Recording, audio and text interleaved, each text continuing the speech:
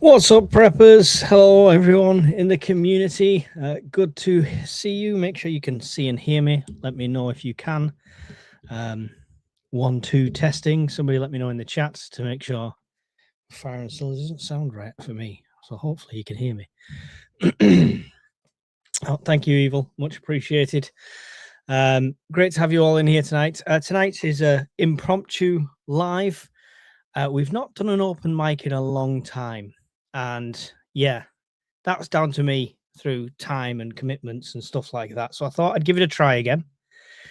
If it goes horrendously wrong, it'll be the last one ever. So be warned. This is your show. It's for you guys in the network. You can treat it as a Q&A and ask questions in the chat and I'll answer. You can come and join me on the panel. Just let me know you want to join me and I'll post a link in there. If you come and join me, it's not to sit there silently and stare at me awkwardly. You must contribute to the conversation and come and get involved. So there you go.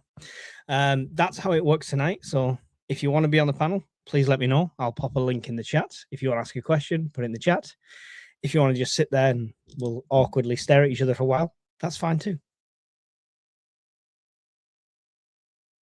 I'm bored of that now. Howdy from across the pond, says Little Red Hen. Evening, says Welsh Prepper. Sometimes join us on a panel. Maybe he'll request to join. That's up to him. But yeah, it's what do you guys want to talk about? Because you know me, I'll just go on a political rant instead.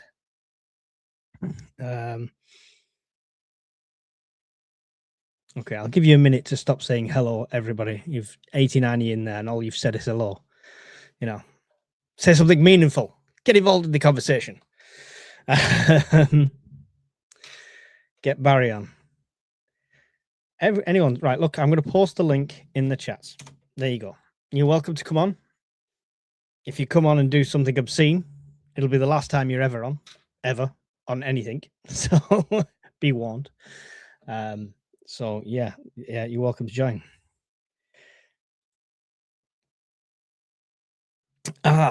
Interesting one, Andy. Interesting one. So I only just saw this not long before I've come on. It's very unusual. It's an unusual position to take. And I think it's more trying to appease a lot of the Labour supporters that are on his backbench that could oust him. So he's now standing up to what he knows is not racist. It's not antagonistic whatsoever.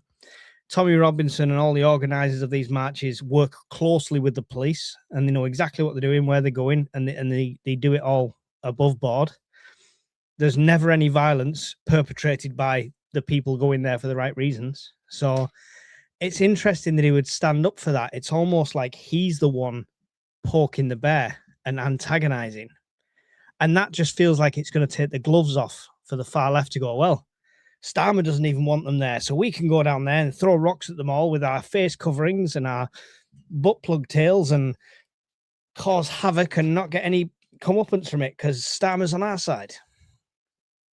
That he's just made a situation that is not going to be a violent situation into potentially a violent situation, all to try and appease some of the backbenchers that want him out.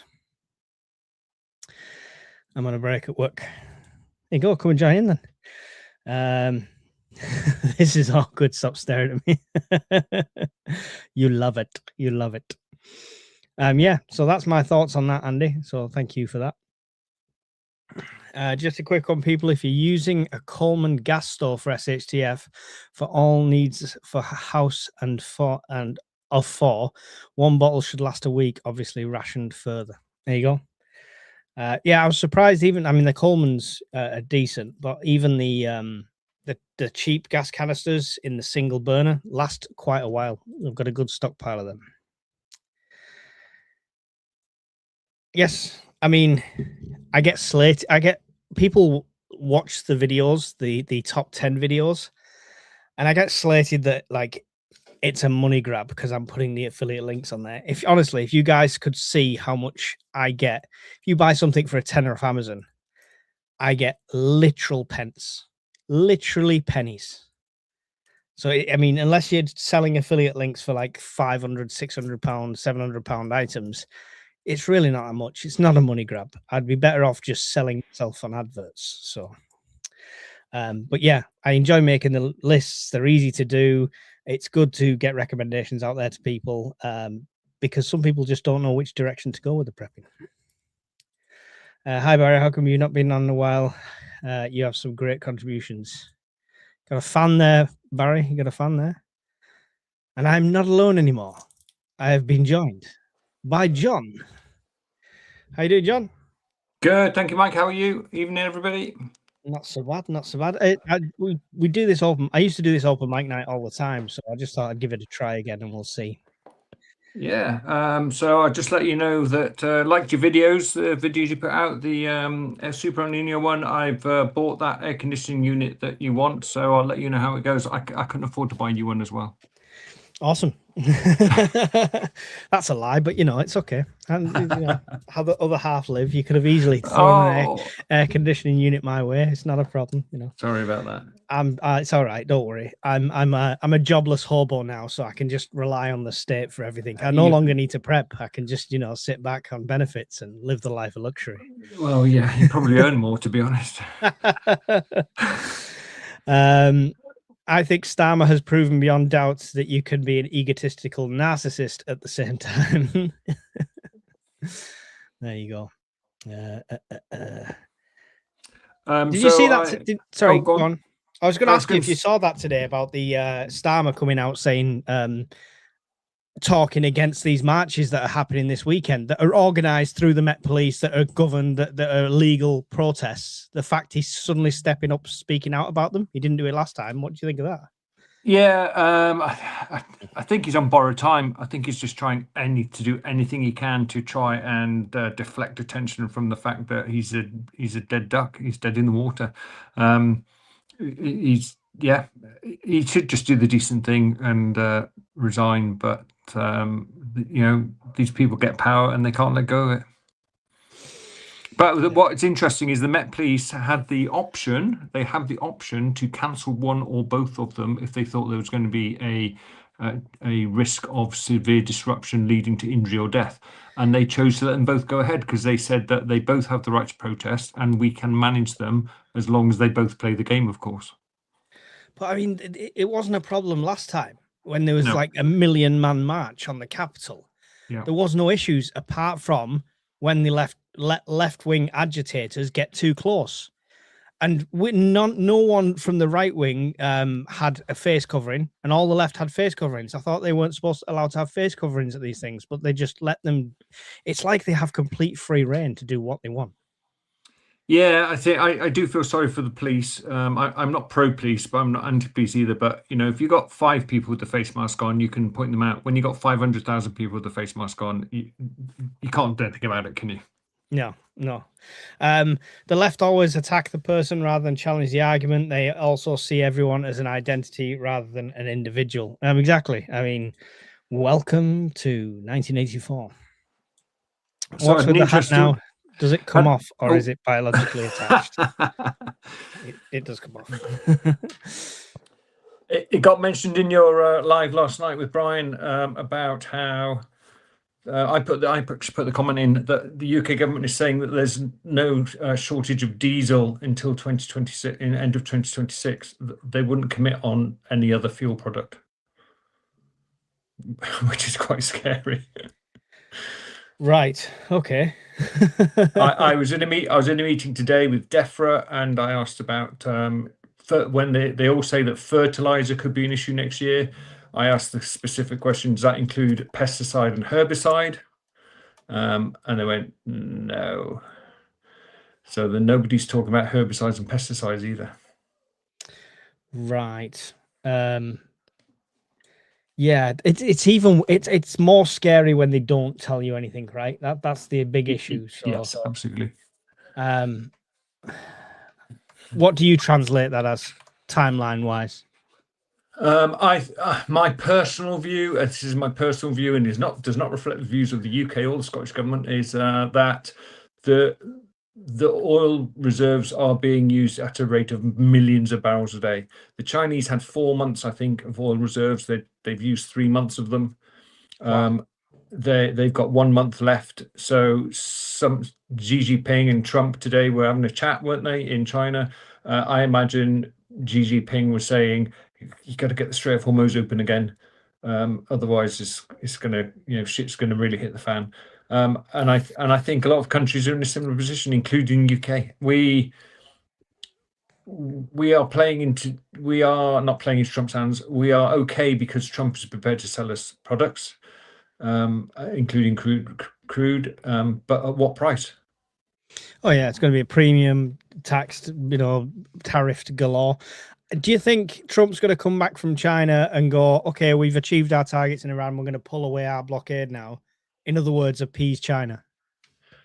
I don't think so. I think it was very interesting. America and China issued statements about the same meeting, and they were completely opposed.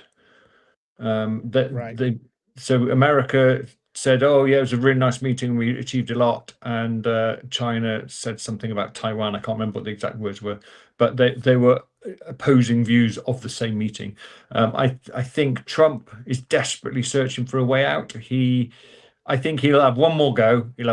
Go kinetic again. He'll go hot, and then say, "Ah, that's it. We've sold. Oh, it's all done." He wants the buried uranium now. That's what he's saying now. Yeah. Well, if you can find it, because who's he sending in to dig it out? and the Iranians aren't going to give you a big arrow saying it's here. They're going to go, yeah, you find it, mate. Yeah, good luck. Question: can you recommend a rechargeable lamp, solar, if possible? Not particularly. I'll put a link in the chat now. Wishful.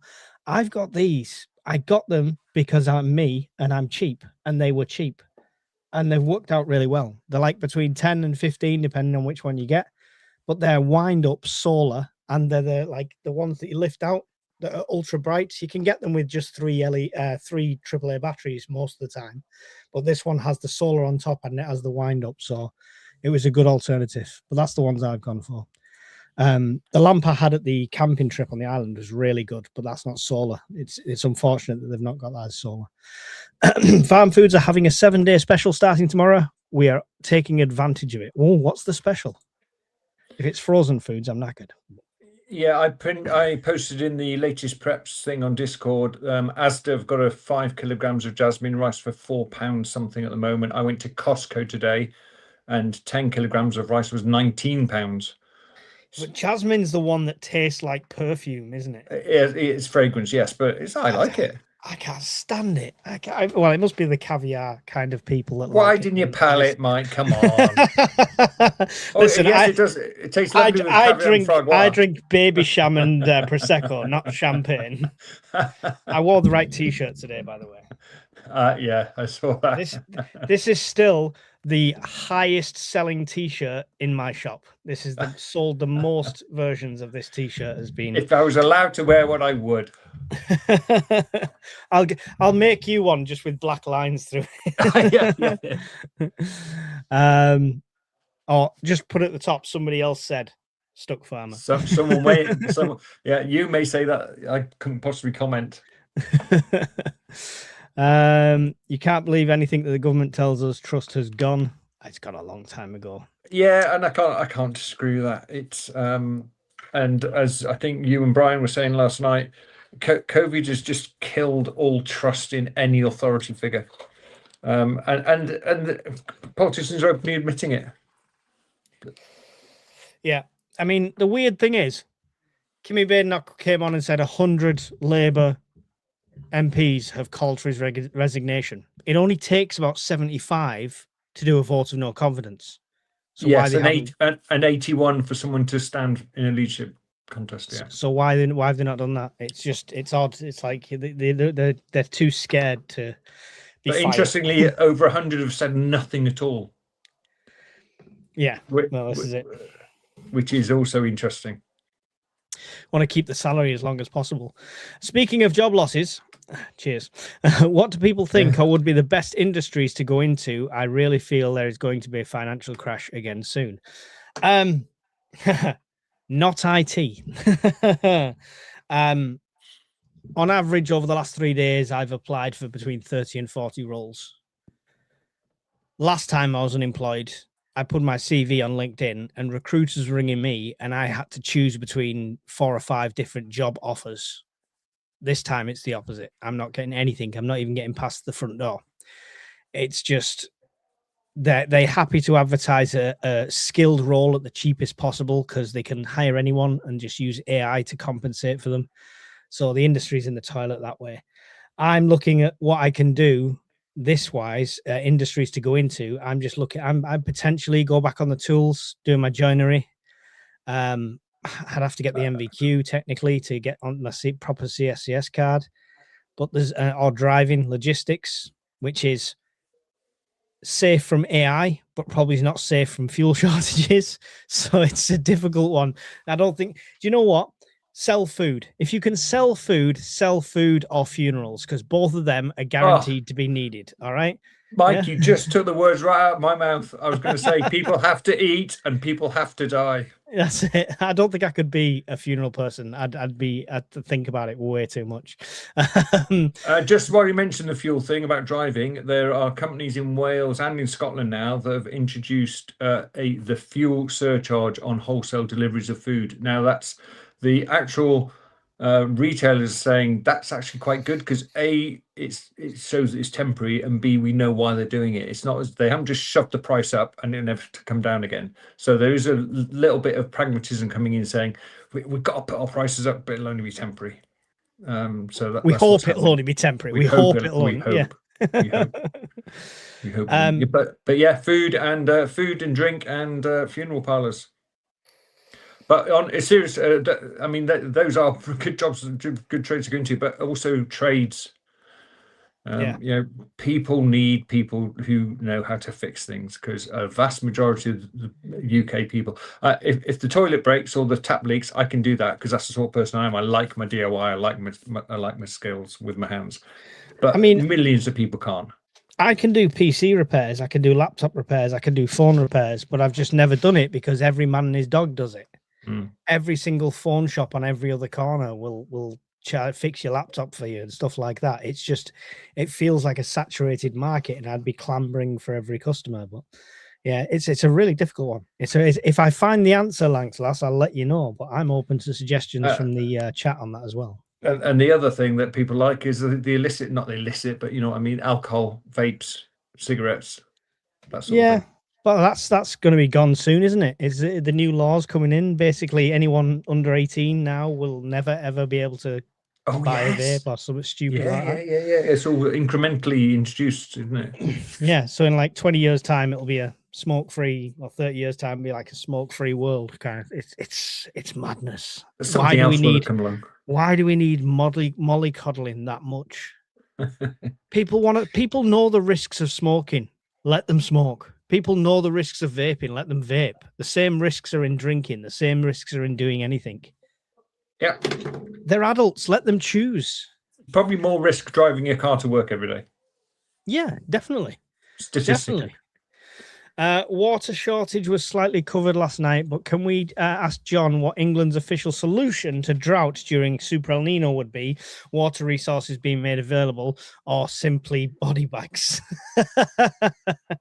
Yeah, so I'll tell you everything I know about water, and that is, first of all, we have an abundance of water in Scotland and Wales, and a lot of it is transferred to England. There is not enough water. There's not enough bottled water in the UK in the shops. I'm not talking about people who are keeping their own stocks. To keep a large town going for 7 days, there's just not enough water available. So what the water companies would do is they would first start to restrict, we've seen it in our lifetimes, they first start to restrict water usage by introducing hosepipe bans, shutting down car washes, anything that uses a lot of water will stop. That helps. If it gets really bad, I don't know whether you probably don't remember it, Mike, but I think it was 1976. I was only a lad. They had born in 84. There you go. You won't remember it then. In 1976, we got to the stage where there were standpipes, one in every street, and you literally had to go and queue for your 5 gallons of water, or 5-gallon drums of water, and take it back to your house. just before that, in fact, there was an interim measure where they would cut the water off. So first of all, hosepipe restrictions, then they cut the water off for 6 hours a day. So my mum used to fill the bath like we advise people to do. And then they went to standpipes where you had literally a pipe in the street with a tap on the top on the water main. Would somebody monitor that? No, not at the time. They probably would have to now. I mean, because you could just keep going back. I mean, if you've got an army of children with buckets, like I might happen to have, I could just send you are at an advantage, yes. But no, it's not. But it is a really good way of making sure people only use the water, because they wouldn't want to hike 30 gallons of water to have a bath. Yeah. How much is this risk discussed in government at the moment? Because I was speaking to Brian about it last night, and he looked at it like an underground reservoir that was for sale, and all these old reservoirs have been disused and stuff like that. And there is still quite big ones. A massive one on the road over the Pennines. There's a huge one there, and that I've seen that right down to next to nothing. How much of an issue is it? Because it feels like as soon as it gets above 23 degrees for more than 3 days, they talk about hosepipe bans. Yeah, my personal experience is it's not talked about at all, because there are much bigger issues. Right. Water shortages are relatively. It's only water. You can last 3 days. It's fine. Water shortages are relatively low risk in Scotland. Private boreholes, which are private water sources, especially on the east coast of Scotland, they go into drought conditions. Well, they'll be in drought conditions now by May, and they always are every year. But they're getting earlier and earlier. Ironically, Scottish Water has a legal responsibility to supply bottled water to people on a private water source, which I always thought was a bit weird, but there you go. Interesting. So, yeah. Yeah, water is one of the best preps you can get. I bought some today. Yeah, excellent. In a long-term grid down scenario, do you have any plan to prevent drains backing up and making your home bugging location uninhabitable? Yes, we spoke about this yesterday as well. There is plumbers balloons, they called. I can't remember what their actual name is. Plumbers balloons and bungs. Yeah, they are. Let's see if we can. No, that's just balloons in the shape of plumber's tools. No, that's not what I wanted. No. I'll talk while you type. So you've got plumber's balloons, which is literally it's soft rubber, but it's hard, if you see what I mean. It's rugged rubber ball you shove in the mains outlet, and then you pump it up with a little pump, and it blocks the main system. I think Brian was saying last night, you've got to be careful though, because a lot of mains sewers are connected to the house left and right. So it is worth investigating your underground sewage system near your house to make sure, or to check how many you would need. You then have bungs, which are like big thick discs with rubber around the side, and you turn the screw and it expands. They're more expensive, but they're quite often used by plumbers. And then the poor man's option, if you're desperate, you can get a rugby ball or American football, deflate them a little bit, shove them in as hard as you can, and then pump them up again. It'd be better than nothing. It would at least prolong the amount of time you can spend in your house. Go on, Mike. Would you just concentrate on blocking the internal plumbing, or would you be looking at blocking the drains outside your house as well? I would try and block the drain outside my house, because then you don't have to worry about. You can't use your internal plumbing, because then you'd just be putting your crap onto the end of where you've bunged it up, the house side. There's a link just gone in the chat, and it's a Predalor sewer test plug inflatable pipe plug. There you go. It's Amazon naming them, very handy. And we're joined by Paul, Norfolk Prepper. How you doing, Paul? Hey you fellas. Hi Paul, how you doing? So. Long time no see. Yeah, long time no see since 2025. No, is it? Last time Mike had a open mic. Yeah, wow. This is it. I what can I say? You guys don't pay me enough to do all these shows. Get paid? No, this isn't even monetized, so people can say what they want. Pipes sewer bung. That's the one. Thank you very much, Neil. I work in recruitment. Biggest industry right now are HGV drivers, cleaners, support workers, and teaching assistants. Teaching assistant, Mike, you got 6 kids. You'll be all over that. Oh no, I don't want to deal with anyone else's kids. I don't like my own. Support workers, yeah, I don't think I'm qualified for that. I don't think I've got the mental capacity. HGV drivers interests me, but so you can I can either wait till I'm unemployed, go on to Benefit Street, and then take a government 16-week course and get my HGV that way, or I can pay £2,700 and get it quicker and get it privately, which I haven't got. Well, you made the decision then. I haven't got the money to do that, but I can't see. I'm desperate for a job. I can't do 16 weeks. I get it. I'll be on the course like for a small majority of the time. Oh, go on. I was going to say, if you can afford it, or when you are forced to go down your other route, Mike, possibly get a forklift license, mate. The places are crying out for forklift drivers. I considered it. I genuinely considered. So I've looked at the CSCS card to go and do labouring. I'm still able enough to do that. I looked at forklift license, and I've looked at my security cards. The problem is I've also cross-referenced that with job searches on Indeed. And they don't just require you to have the license. They want someone with 2 years experience on forklifts. They want somebody with 3 years experience on forklifts and stuff like that. You can't gain the frigging experience because they won't give you the chance.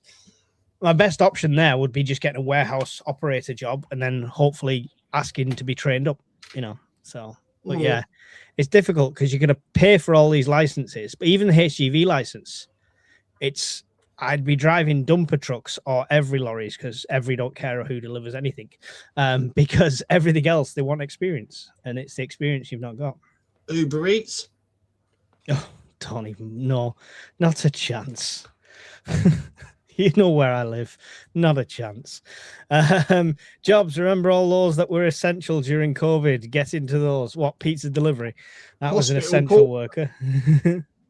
I honestly, let's not suggest jobs to Mike because he's applying for 40 a day with no discrimination whatsoever. I'm applying for jobs I don't want at the moment. So if it's out there, I'm already applying for it. McDonald's? Yeah, I'll do it. Iran has also threatened the internet cables. Where is your data center that holds you part of the cloud? I'm not sure they've got the capability to affect our internet via the cables. Yeah, I won't be so sure, Mike. When it's Russian ships trailing anchors, I agree. Potentially hackers as cyber attacks, but that would only be mass scale DDoS attacks.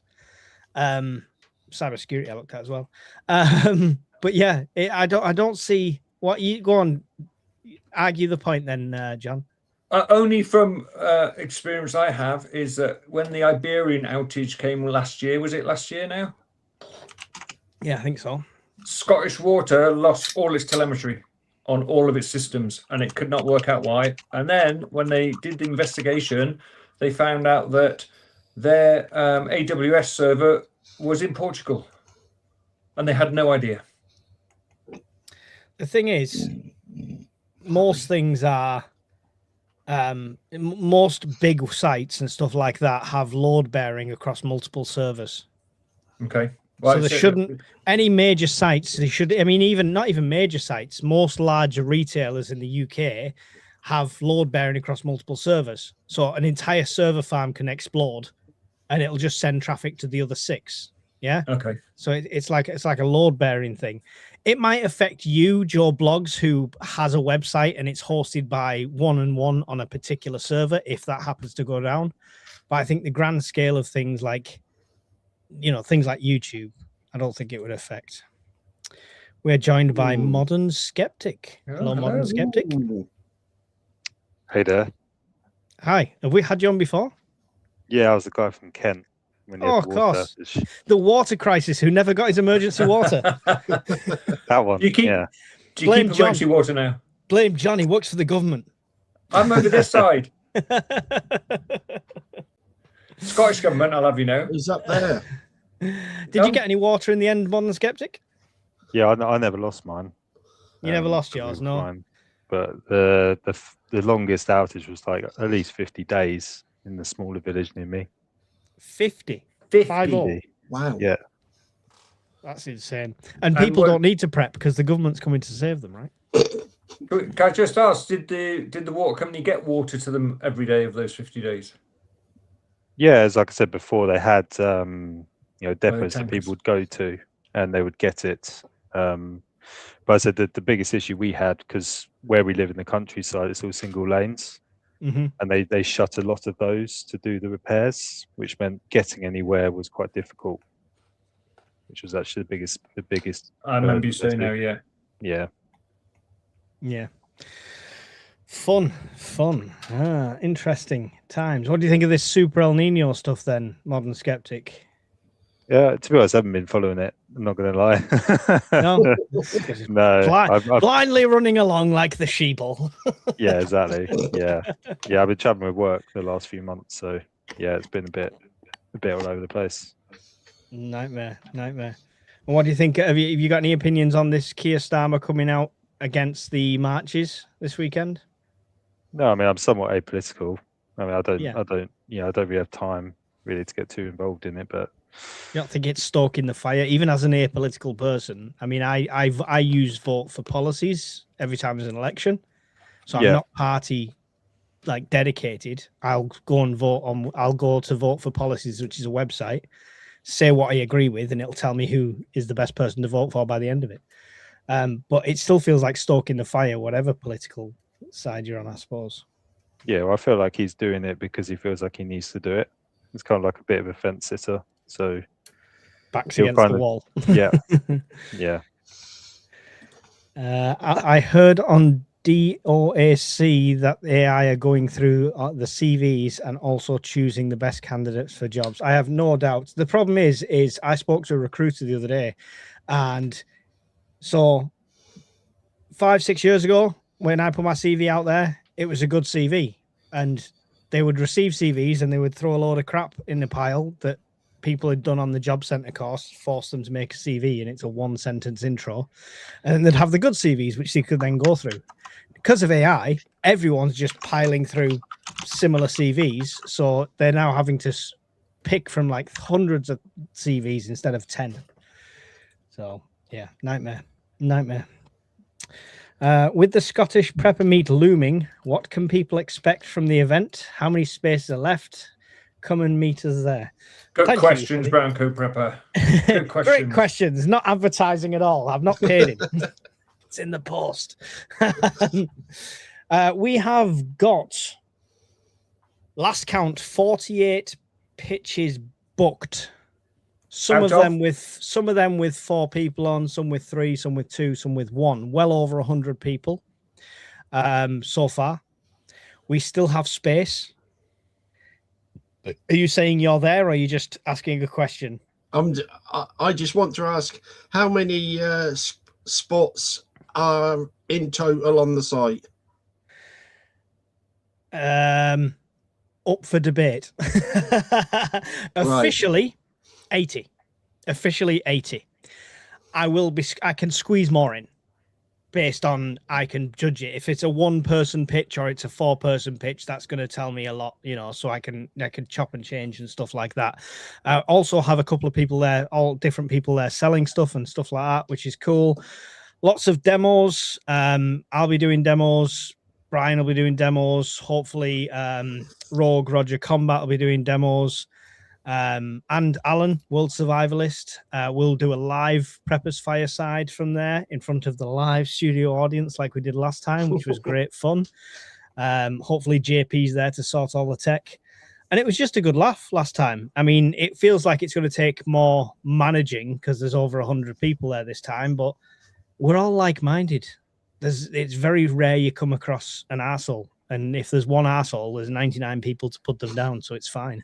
So and just to reassure everyone, I will not be doing a demonstration on anything. Yeah, he'll be in the corner going, I know nothing. He'll just, with his champagne. I'm bringing champagne for the bombardier. Ooh, what type? The cheapest I could find is for the bombardier. He wouldn't appreciate it anyway. So Oh, I didn't know if you were going to get it on your government expense account. John. oh, how I laughed. Do you know what the limit is for a hotel in Edinburgh for my when I go up to visit my office? Go on. 18 quid. £75 a night. That's massive. It's When not- I worked on the railways, we got £25 a night per man. Try and find a hotel in London. That was 10 years ago. 1870s, Mike. No, 10 years ago, 15 years ago, maybe, it was £25 a man. So if you had two men share a room, it was 50 quid. Still, try and find a hotel in London for that price then. Yeah, honestly, so it's May in Edinburgh. The cheapest hotel I can find is 250 quid I mean, a you're a night. prepper. You should be camping. It's fine. Yeah, I wish I could. Mike, what about becoming a carer? My missus, that's her trade. I can't. She tells me stories that I couldn't handle.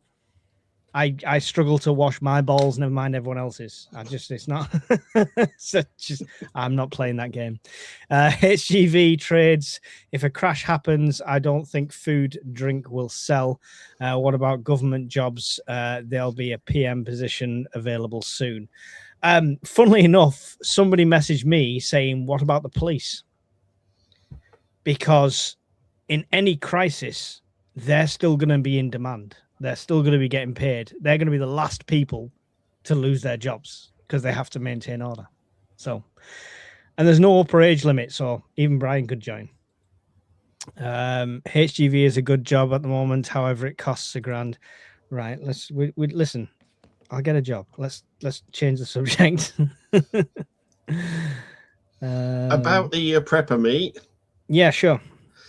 I've got nearly 300 miles to come. Okay. That is probably a good 6 to 8 hours. What are you doing? Walking? No, on a motorbike. You're clearly not riding a bike. How a bike's meant to be ridden then? What, ride it like you stole it? Exactly. The police are not allowed to chase you anymore. It's too dangerous. Just do 180 all the way. It's fine. It won't do 180. Are we talking about? Is it a Vespa? No, it ain't.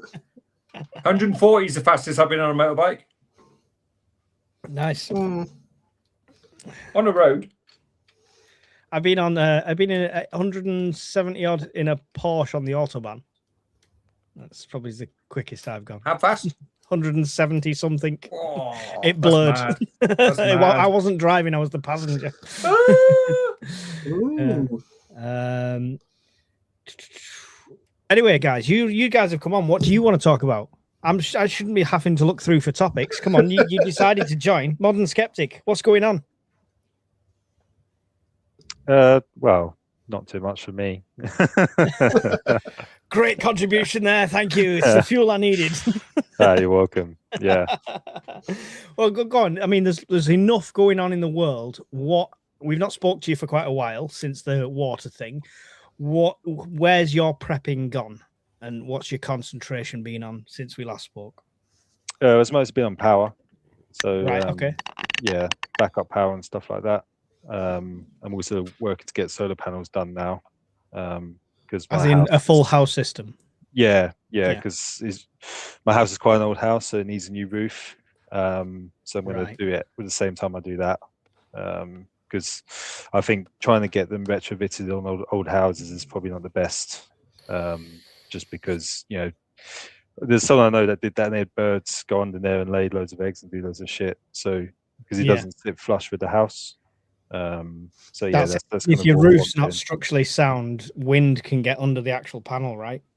Yeah, well, older houses are mostly like that as well. So yeah, I live in quite an old house, so it kind of needs a whole redo. Yeah. But yeah, outside of that is obviously restocking water. But I'm kind of looking at differences now because I used to just stack bottles of water. Right. So going more down the larger tanks and that kind of thing. All right, And, like yeah, the big plastic tanks or like water butts.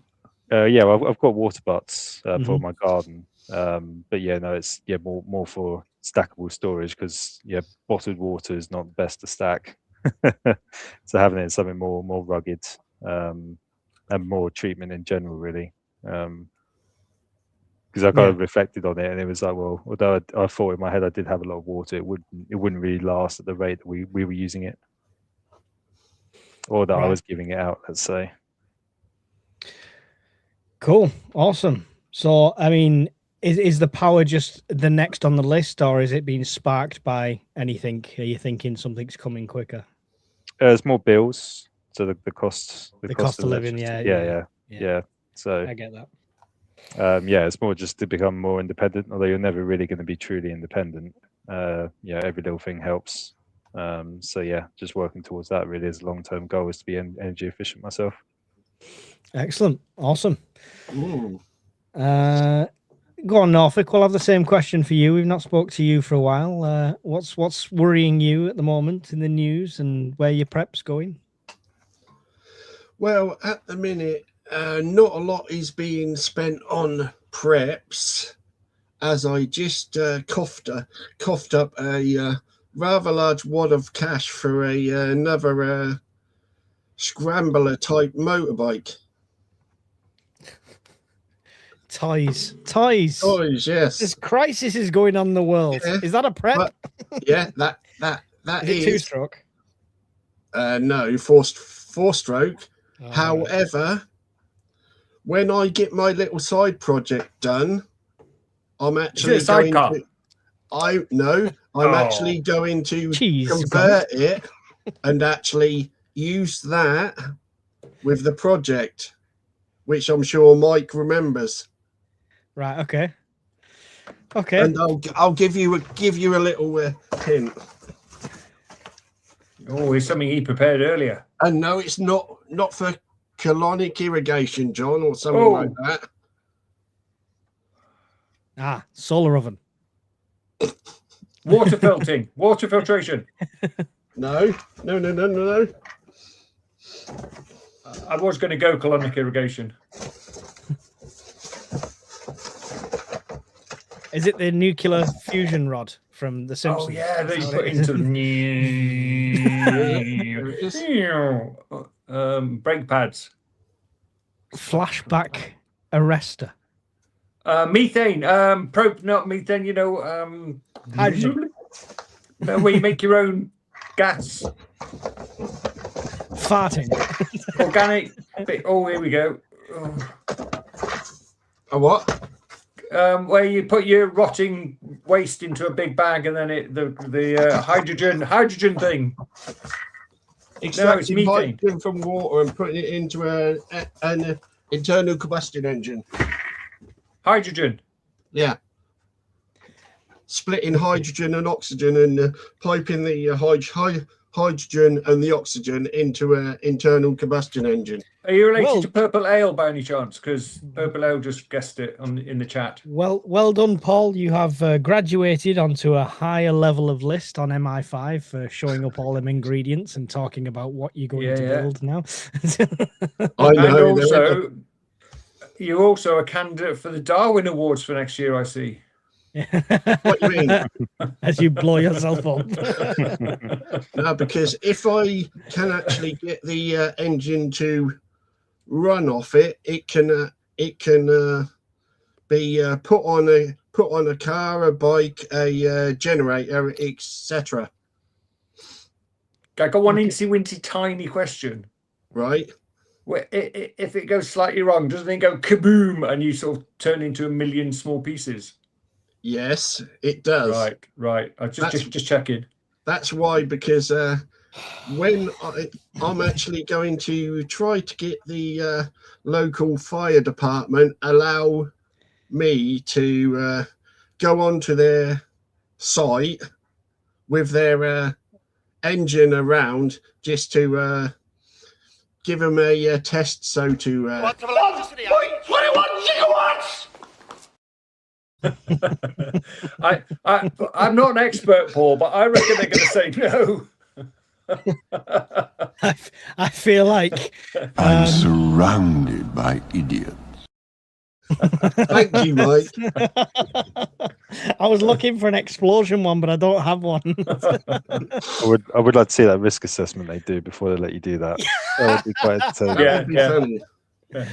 I want to know what that does to your insurance premium if that's glued to the back of your motorbike. I think it's uninsurable. Yeah, well, would it be the actual theoretical project? It could never be roadworthy, though, right? People have actually done it. It's been put onto cars and motorbikes in Europe. But road legal in the UK? No, nobody has done it as far as I know. What zone are you in, Paul? People are asking so they can move. Yeah, I know. Which zone are you in, Snapdragon? If you're in, what is it? You're in 3, aren't you, Paul? Zone 3 move. I'm in John's one. Yeah. Thank you, Dios, for the 1022. I wish I could join you again on another open mic. I'm driving the truck right now. I pulled over to send the message, caught the replay between you and Scottish Prepper. Well, Dios, we'll definitely do more, and hopefully you won't be driving next time. And thank you as well for the 5 UK Urban Prepper memberships that he's gifted as well. That's apparently awesome. Red Prepper has said they typed it 11 years ago in the UK. I don't know about all those potholes though. Hitting one of those quite hard with that attached to it. Yeah, I know. It's just, I mean, it's nervous enough when I'm a passenger and the missus is driving. If that was strapped to the engine, I'd just be like this the whole way.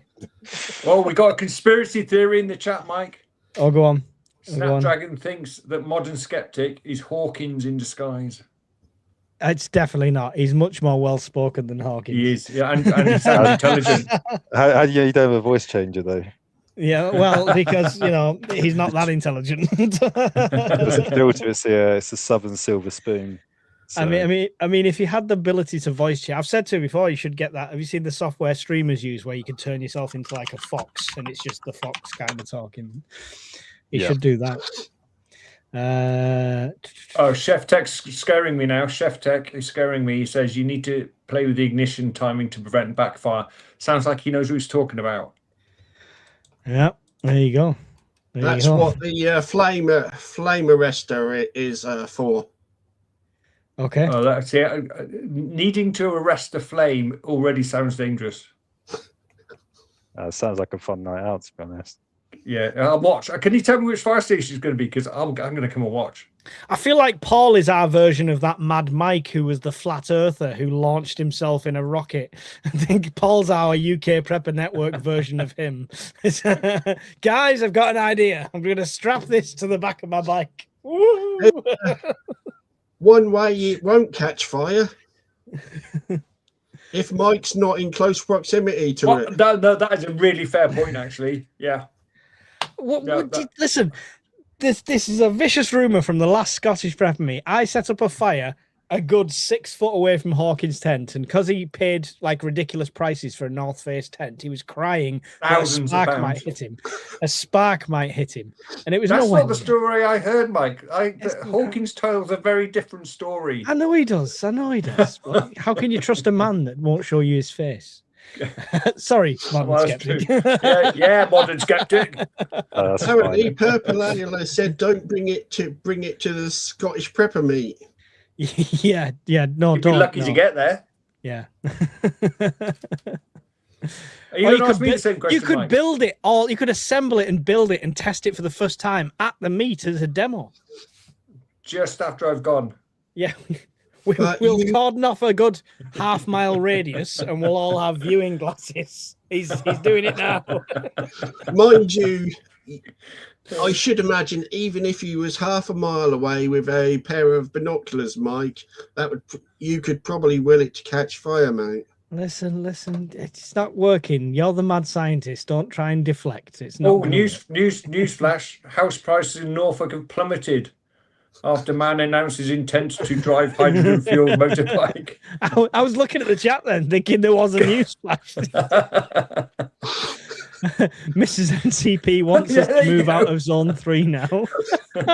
Very funny. Can somebody go onto Discord, please, and type an official warning in the Zone 3 area, please, that this is going to happen?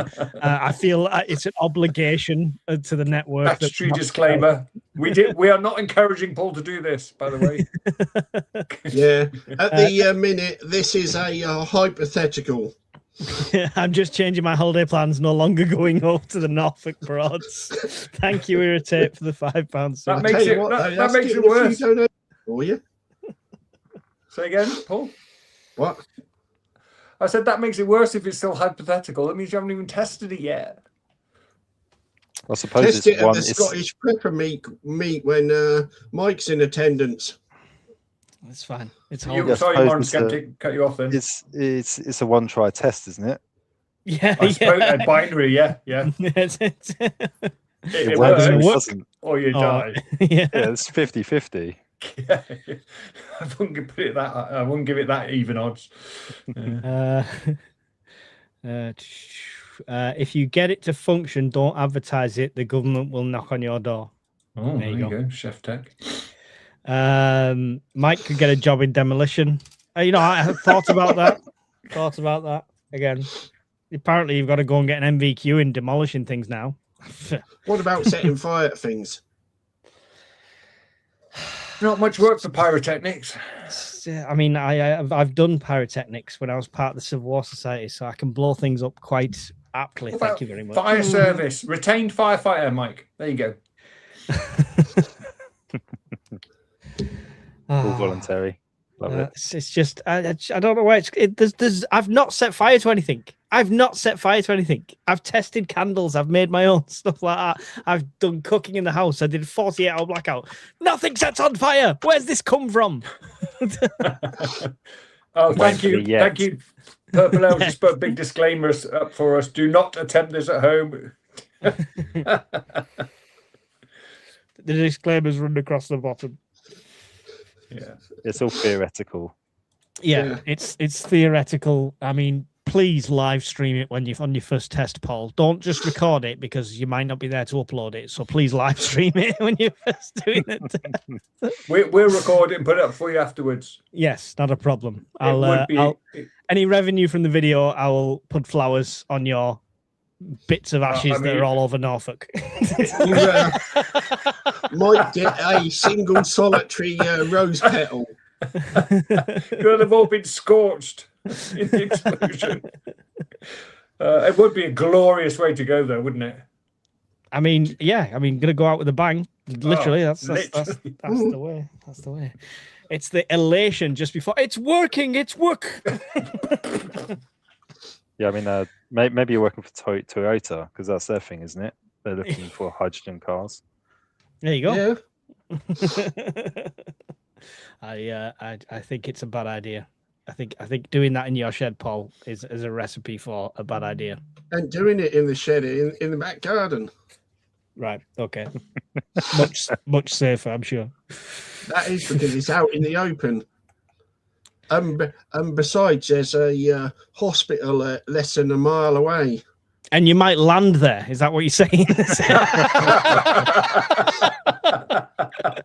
If enough pieces of you land at the hospital, they might be able to put you back together. At least the ambulance won't have far to come. No, but they'll have to send 6 to go to the different parts of your body. Don't let's put you off. How possible do you think it is that Iran and the USA come to an agreement without conflict? How long's the string? Yeah, I mean, it's not that's not possible in that wording, I would say, Polonium. What is possible is Trump says, right, we're done, let's leave, and Iran goes back to the way it was. That's the end of it. That's not an agreement, but it is kind of the only way I think this conflict can end. Go on. Hasn't Trump only got X amount of days or X amount of weeks left before the American Senate? No, because the ceasefire negates that. If it's going to force him to walk away. No, because the ceasefire reset that time. And they've given him a 2-week extension, even if he does go back to kinetic, even if he does go hot again. I think there's a less than 5% chance. It's my honest opinion. Message.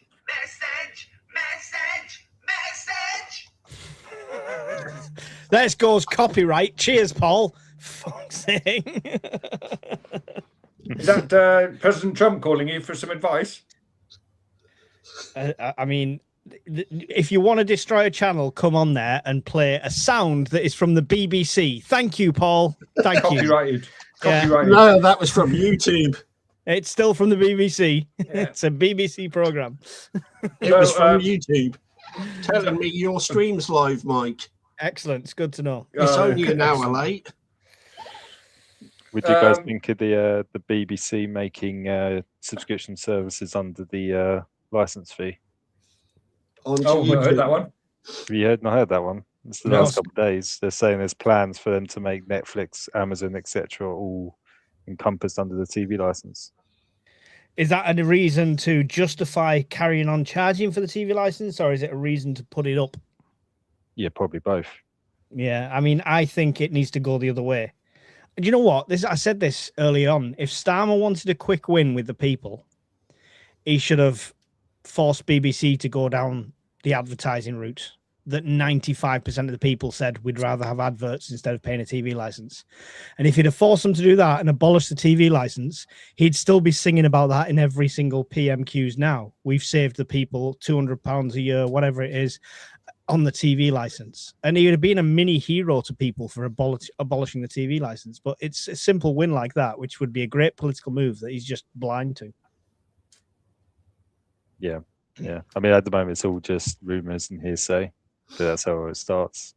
But when the BBC were under fire last time, they were saying that, you know, they might have to turn to an advertising model instead, which I think is what they should be doing anyway. I think that is what they're doing.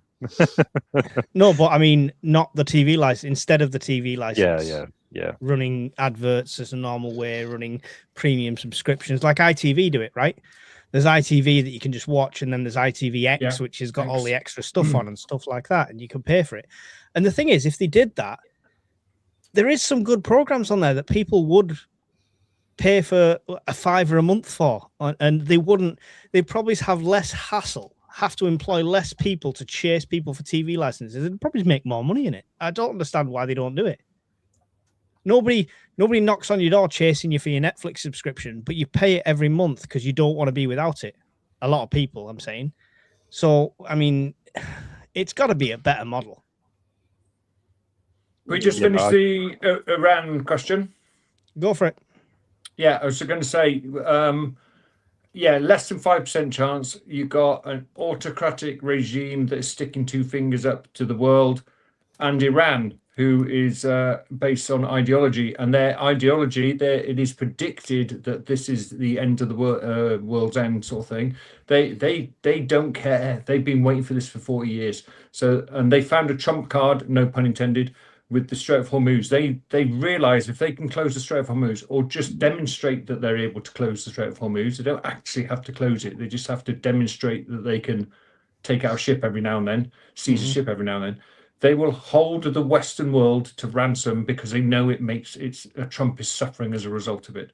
So I don't think there's going to be an agreement anytime soon. My personal feeling is that Trump will go kinetic again in the next few days once he gets home, once he's safely back on US soil. And then he'll say, that's it, I've won because I've destroyed everything. And he will try to get out of it. But Iran will just say, well, we're still keeping the strait closed. Yeah. I think you're right to a degree. I don't think they're gonna be able to dislodge it at all. No, and everyone's kind of saying, well, yes, they don't need, or we can't allow them to develop nuclear weapons. So I'm like, they don't need one. They've got the strait. That is their nuclear weapon. Yeah, and they've already deployed it. It just doesn't happen to have radiation emitting from it. It's a green nuke. Yeah.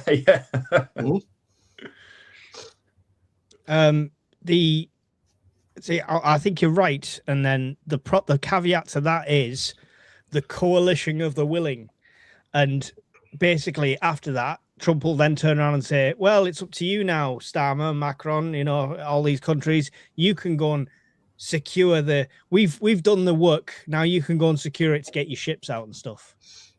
And we know that we haven't got the facilities. Yeah, I mean, they won't do that just because of the amount of costs. All they're going to do is pay the toll instead because it's cheaper. Well, this is it. Haven't we got only one working destroyer out of half a dozen? Well, we got 22, but we got 22 ships and 72 admirals. So talk about too many chiefs and not enough Indians. Polonium might have just given away his background there. Why is that? I've not seen that. I'm still behind. not Polonium. Oh, you mean am I looking for a comment here? Are you talking about what Modern Skeptic? No, I was talking about Modern Skeptic. Yeah, I was talking about Modern Skeptic. He seems to have a good knowledge of the Navy. I don't know what you're talking about. There we go. He's confirmed. Oh God, I've got the RAF and the Navy. Oh, I need Bombardier. Come on, support here. Who had the Daleks on the 2026 bingo card? I wish I had. I think Trump wants oil prices down in time for the midterm elections, but I don't think it's likely. We avoid severe global recession worse than 2008.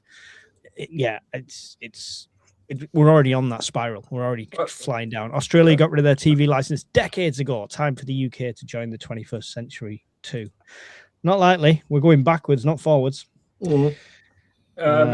Canadian Prep had an interesting view today. We interviewed someone, and the Gulf, the Arab states, the Gulf countries are going to default on their loans soon because they're not getting any oil revenue. So that could trigger some sort of financial meltdown. And let's all the bingo card's full. We've already shouted line and house. It's just there's nothing left. I've got nothing left. I need an Ian Beale clip. That's what I need. BBC license is supposed to be about protecting the electromagnetic spectrum, which includes the internet. So the TV license is important as a tax. A lot of shit. Yes, but weren't they not buying it? Yes, but weren't they going to try and get it put on the council tax or something like that? Weren't they, John? Briefly, I've not heard that. That was something that was mentioned, but yeah, I don't think it's gonna come to that. The frigging council tax is already ridiculous. They don't do anything. We're going to up the price and reduce the amount of times we empty your bins. I could pay for a private bin emptying service at a fraction of the cost that they claim my council tax goes towards the bins. Yes, privatized a lot. Privatized a lot. Sort of. Yeah, but the council tax and whatnot that actually pays for the councillors and the government's Christmas parties, which I'm sure Welsh Prepper probably knows about and whatnot. Pays for his champagne and his caviar. I've never been so insulted in all my life. Bloody civil servants fucking stealing a living. What's interesting, Mike, is I've just moved house. Mrs. Welsh Pepper has contacted the local council now for the 4th time to try and get them to send us our council tax bill. If they had to contact me for 4 times to get the money, I'd be in court, wouldn't I? Send a bailiff. Hire a private bailiff to go to the council. Yeah, if you don't chase them, they're backdated with interest. Yeah, exactly. Yeah. So that's and we had to go to them on the phone today saying if we were acting like you were acting, you'd be taking us to court by now. I'm surprised you got through the phone. Oh, we had to wait a while. I think it's a 40-minute wait, and they claimed that they were really busy and having a high volume of calls. as Tracy sat there doing her nails, listening to the phone ring for 40 minutes. Or Thomas. I just a name picked out of a hat. Anyone that's offended called Tracy. You're a Karen. Andy Pandy brought a interesting point up. Where's that? The most recent one. Oh, Andy, do the panel think the monarchy, here we go, in its present form and function will die out with Charles? Nope. No. No. Nope. I'm a royalist at heart, right? I'm not a massive fan of Charles. I don't think he's got his own opinions. I think he's a puppet. Loved his mum. I'm a royalist at heart. The thing is, when people say, "Oh, it costs us a fortune," what do they even do? What do they even do? I've worked in the industry that brought Americans over to the UK just to visit the palace, to do all the royal attractions and stuff like that. They generate more in tourism trade than they could ever spend in 10 lifetimes. The monarchy generates us money in tourism trade that like you wouldn't believe. And so it annoys me when people say, "Oh, they cost a fortune, they don't do anything." I know it's an honorary role now. They don't exercise the power they could exercise, but as far as being in a placement and establishment in this country, I support it. I hope Charles decides to step down and give it to the younger ones, as in William and Kate, because they're doing a hell of a lot more good than what the current king and queen are. He will die with that crown because he's waited for so bloody long to get it. He waited for 70 odd years to get it, didn't he? There's no chance he's abdicating. He will be on his deathbed going, "No, it's still mine, you bastards." Saying that, but wasn't he extremely peeved at what Starmer put in the skeptical, but when he read the speech, his reaction when he read the digital ID thing told me, what the King's speech is for that parliamentary address, people have to realize is none of his opinions. He doesn't approve that. He doesn't write it. Nope. He doesn't say yes or no. He just reads out what they give him. Yeah, it's simple. He may as well have a teleprompter. That is as simple as it is. You were going to say something there, Skeptic? Yeah, I was going to say, I mean, the reason why the UK is still known around the globe is for soft power. And part of that soft power is all the historical institutions. It's kind of where you have regiments in the military that go back, hundreds and hundreds of years. It's kind of like, it's not actually the people that are there today, but it's that lineage. And it's the same for the monarchy. It's kind of like, you can argue about the importance of, are they net contributors or not? But ultimately, it's part of the heritage of the country. It's part of the reason why you have that soft power around the globe. And I think actually his speech in the Congress was actually quite a good one. That was very clever. Yeah. He was very clever. Yeah, I that must admit that's the first thing he's done that I've thought that was quite good, sort of thing. I don't know who wrote the speech, but it wasn't it. Some university boffin did a study a few years ago that when the royal family turn up and the Red Arrows do a fly past in a particular country abroad, investment in the UK goes up from that country. Mad, that, isn't it? It's the relations that we have with other countries that is fueled by the monarchy is invaluable as well. So it's one of those things people just don't see more than 5 foot in front of the face, and I get it when you see your own country falling to bits. You want to see Charles step in and just like pull a sword out and behead half the Labour Party, but not that I'm advocating that. It's just I was going to say changing the subject to Trump and China briefly. There was a little clip on YouTube about Trump sneaking a quick snout through the Chinese guy's booklet he had on the table for the meeting. Right. Were they all in Chinese? It was, yes. And Trump pretended he knew what he was looking at. Yeah. And then he stood up and said, "What? I'll have a number 43 and a number 62." He probably would have. So where do I get my McDonald's around here? Yeah, exactly. Yeah. Oh, mad. What's your take in EVs? I'm getting solar installed in my house, full backup power, even in prolonged grid down situation. I feel like investing in EV gives me a lot more independence. So I got slated for having the EV by a lot of experienced preppers who still run around in their diesel tanks. And in hindsight, they're great if you only need them for short runs. I wouldn't have one now because I do too much long distance driving. They're not quite ready yet. In the situation you're talking about, yes, they're brilliant.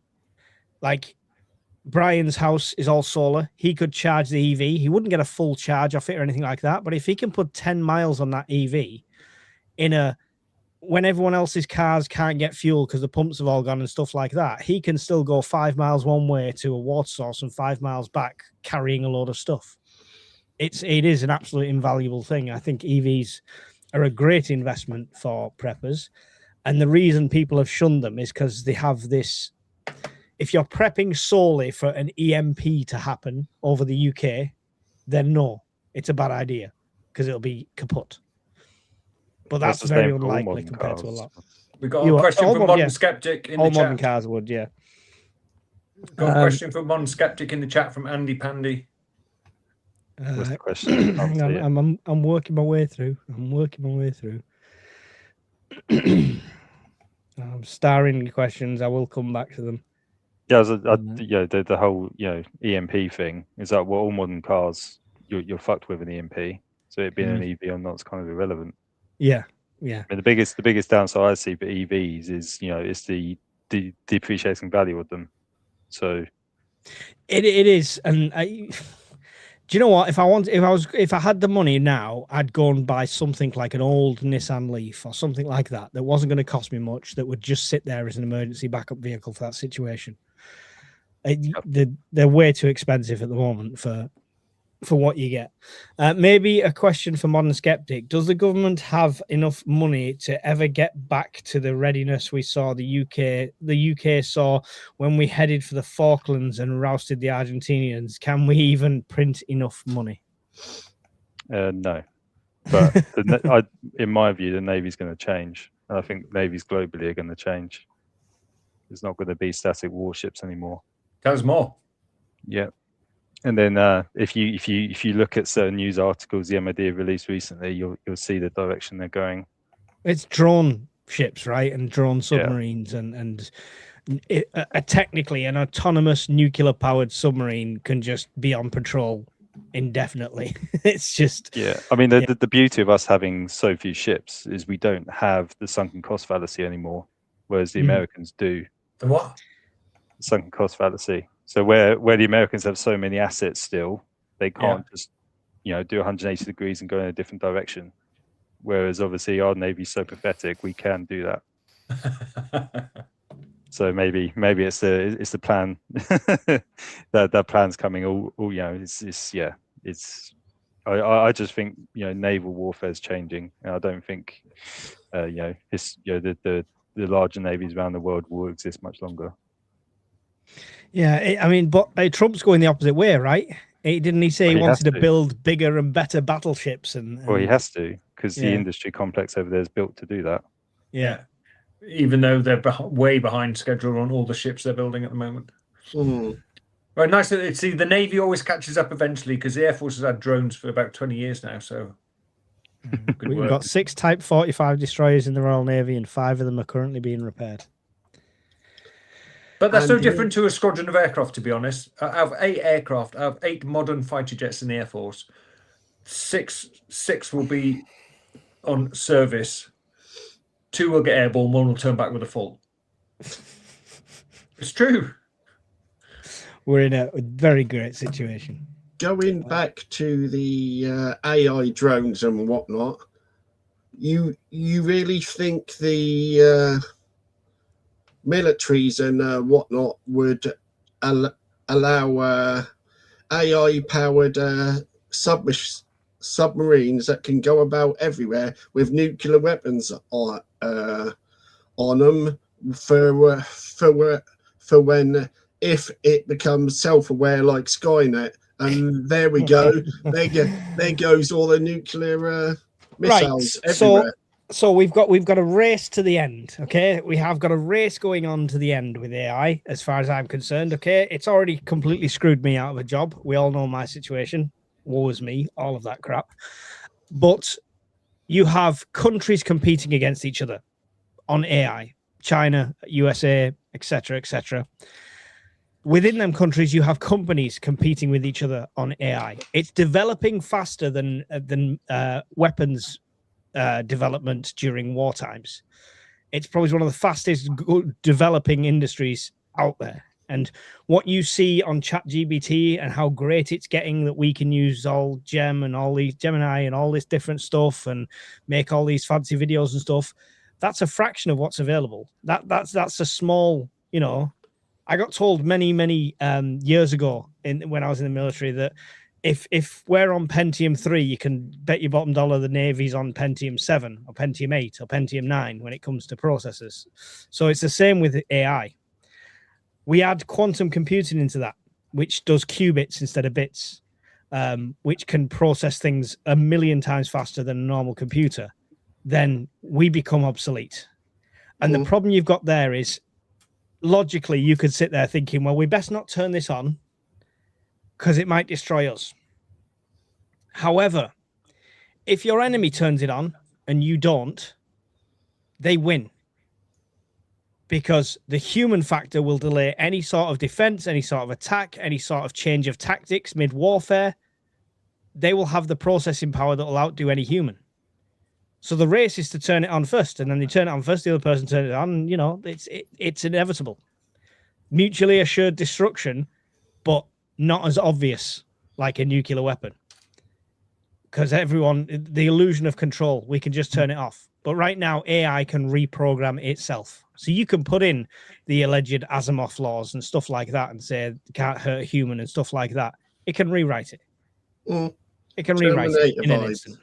Well, and it is Terminator vibes, but what's the end game? There's no end game to destroying humanity for AI, would be my caveat to that. Wasn't there an experiment just recently where they put 3 phones AI talking to each other? Was it? Yep. Within seconds, they changed the language straight away. They invented a language. They created a new language within seconds. So to talk, so that So and a Boston Dynamics robot that had AI put into it tried to escape. That was another one. It tried to get out of the complex that it wasn't supposed to get out of. So, yeah, interesting. Yeah, Terminator vibes. But so. Here's the question to you guys. With that in mind, it all sounds very sci-fi. It all sounds very. I feel like I should change this for my tinfoil one right now. But would there be an end game for AI? Why? I mean, how would they destroy us? And surely if we turn it on for every single military, AI will quickly come to the conclusion it's pointless fighting, right? Yeah, I mean, my view is, sorry. No, go on, Skeptic, go on. So my view is it's not kinetic. It's never going to be kinetic. It's going to be infrastructure-based attacks. Because especially in quantum computing, you know, the entire infrastructure we know today is effectively obsolete at that point, and therefore we don't have the infrastructure or the money to upgrade it at the speed we would need to keep up with the arms race on the other side. Yeah. So in my head, they don't even need network-enabled weaponry or any of that stuff. All they need to do is just take out the grid, and they will do that. Yeah, if they have that capability, we'll kill each other. We'll kill ourselves. I agree, Mon Skeptic. It won't be Terminator going around with a laser weapon taking out little pink bodies. They will work out the most efficient way to exterminate the human race, either by releasing a disease, by contaminating the water, by burning the crops, whatever it is. But what's the end game? It needs some sort of tactile. It needs that robotic, that Terminator, to do manual tasks, to keep the power going, to keep itself charged. But what's the end game? Why would it destroy humans? What threat are we to it at that point? I see what I mean. They need a mission. What are they trying to achieve by wiping out humans? Exactly. Well, because again, this is science fiction, but they'll just see as barriers to them progressing, to them getting even cleverer. It is an AI machine's mission just to be more clever. I don't know. I don't know. But Sky's the hasn't the AI got to learn from humans with regards to certain things? You're gonna have to be less fucking cryptic. You're gonna have to give us more than that, Paul. But we have limitations, Norfolk Prepper. The human has limitations. It has to be fed food. It has to rest. It has to sleep. It has to urinate. It has to do all the other things it has to do. Whereas a machine doesn't. A machine can go 24 hours a day. Yeah. So we can only teach a machine so much. Okay. And we were already doing it. So within reason. no, AI has already scraped every single YouTube video. There'll be 6 bots watching this right now. I love AI. Listening to our reasoning, looking at, I mean, from everything from recording how my mouth moves and how my hands move and how I, I'm a bit moving on my chair. And that is why AI videos is getting better and better. It's machine learning by watching humans. Resistance is futile. Yeah, I mean the AI is very good at I guess set logical based problems and obviously working out certain I guess issues and things that it's being designed to do, but there are elements that it can't do, and it's human intuition and other things which I think humans will always have an advantage, because I kind of see AI is playing 2D, so it's very good at what it does, and it's very good at being able to understand or understand problems and come to conclusions within the limitations of what it's got. Right. I still think there is other avenues to that humans have values that are more beneficial to more complex issues than AI has, and a lot of that is also based on gut intuition and other things that AI will never have. Yeah, emotional response and that gut feeling and things like that. But I mean, if it gets advanced enough, it can simulate most of that, right? It's based on its learning. If it's watched us for 10 years and a situation happens where I might get a gut feeling and John might get a gut feeling that something bad's going to happen at the same time, it'll also start to pick up on them microscopic like things that we're seeing or noticing that gives us that feeling. Yeah, but I guess it would never really understand the root cause of that, though, because obviously the human body is quite an intelligent being in itself. Oh, of course, so, yeah. I mean, there's no more complex design. No, I mean it's the abstraction. I think that's the issue. It's like it can analyze as much data as it likes, but it's still 1 degree abstracted. It's never really in the real environment. I'm finding modern skeptic a bit intimidating now. Can we talk about prepping? Why do I find him intimidating? Yes. He's clearly a very intelligent man talking about things I don't understand. I mean, you think I understand it. I'm just talking shit. Sounds good. I mean, it's a great tool, right? It's a great tool. And there's medical breakthroughs that we'll be doing every single day over the next 5-10 years because of AI that it would have took us 100 times longer. And if they manage to integrate quantum computing into that, then even shorten that timeline by an order of magnitude. So it can be a great thing. I do think that the military implementation of it could be our downfall. And I just go to things like war games. I know it's an old movie and stuff like that, but each side, China, Russia, America, USA, are all racing to that endpoint. And how much autonomy will they give it for that reason? And because look at how close we've come to doomsday that's been stopped by, like you say, modern skeptic, that human intuition. There was the case where Russia thought they detected missiles. And I can't remember the name of the guy off the top of my head. I really apologize. But there was a Russian officer inside the launch system that is responsible for, oh, there's a launch coming, send our missiles now. And it was his gut. All the computers, all the telemetry said, you need to launch now. USA is striking us. And he didn't, based off his intuition. And that's one occurrence, and it's happened on multiple occasions for different things. So if we take the human out of that military loop, because AI is going to be faster at interpreting something and launching a counterattack, that's where mutually assured destruction gets out of our hands, right? Lieutenant Colonel Stanislav Petrov. Thank you very much. I did know it. It just slipped out my brain. I must have learned something new this week, and it's gone. While we're still on the AI things, John Knox put an interesting comment in about the Battlestar Galactica. The remake seems like where we are heading currently. Not seen it. No idea. Never watched it. No. And you want to explain that then? What, me? Yeah, if you know it. Well, I'm a bit of a sci-fi, sciencey, TV nerdy type of person, and I enjoy all the space crap. Basically, I actually think it maybe in about 2 or 3 years, it's possibly going to be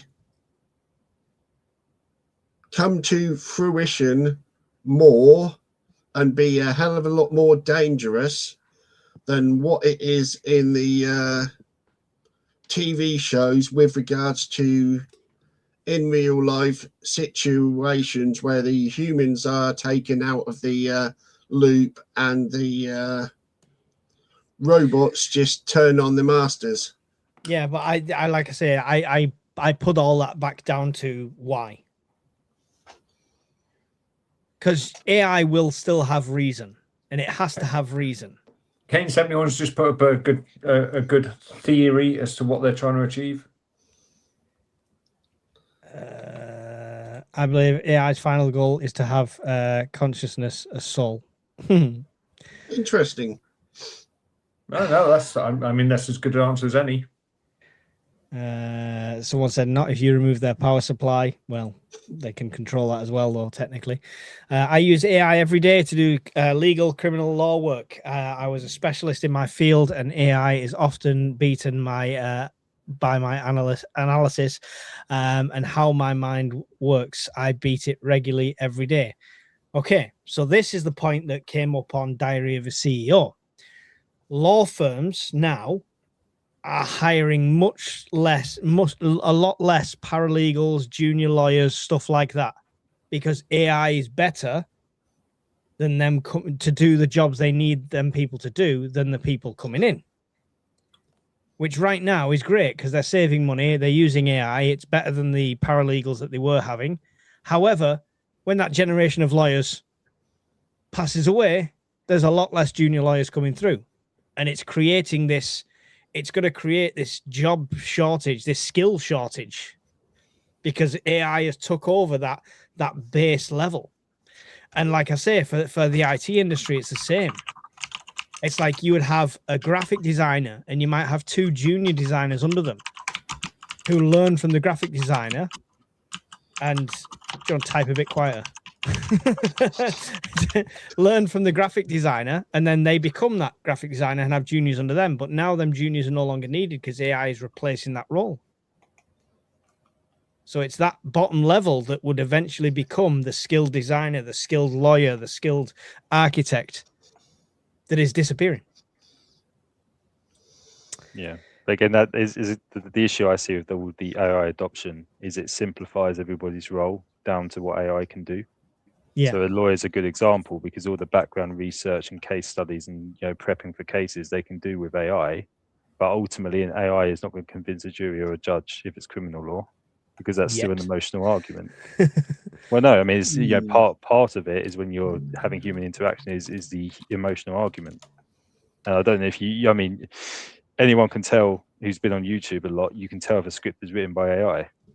It's because it just doesn't sound correct. And I don't know what you're talking about. There's no preppers that read AI scripts, stood in front of the same thing all the time, reading exactly the same fucking shit and putting the same Copying other people's thumbnails work. and titles, and then copying other people's work that do the same thing. I wonder who does that. It's Social me. Bob. It's me. Listen, I proved I don't use AI by every so often publishing my bloopers. We publish know you don't use bloopers? AI every time you go on Patreon. live, Mike. Yeah, I think really the people that say, "Oh, you know, my job's been replaced by AI," I think a lot of it does come down to they probably are not, I guess, as in depth in the fields that they're in. Because how I see AI adoption is a lot of it is for, you know, I guess the lower entry jobs, as you said. Yeah, that but junior obviously level. Yeah, but whenever you start getting into more depth in certain fields, there's always the emotional attachment. You know, you need to convince people to believe what you want them to believe and to have, you know, to buy into your argument or your point. And I just don't see how AI will do that. Which I agree. But if you remove that junior role, there's less people developing into that person that will stand in front of a jury and convince them. Oh, no, I agree with you. And Yeah. it is going to come back and hit everybody because, like I said, they're simplifying it to what AI is good at without actually looking at it. Well, AI will plateau at some point because if everybody's using it, you have no edge. And really the edge comes down to the experts and the individuals and how they put their points forward. Yeah. Homework for anybody who wants it. Yes, we do homework. Go and watch Mercy on Amazon. It's on Amazon Prime. I don't know what else you can stream it on, but I'm sure if you've got dodgy sticks, you can watch on that. Mercy, 2026 film. It's what AI could become within our legal system. It's Chris Pratt. It's only got 25% on Rotten Tomatoes. Ignore that. Me and the missus both absolutely loved it. It's a real thinker, and it's a good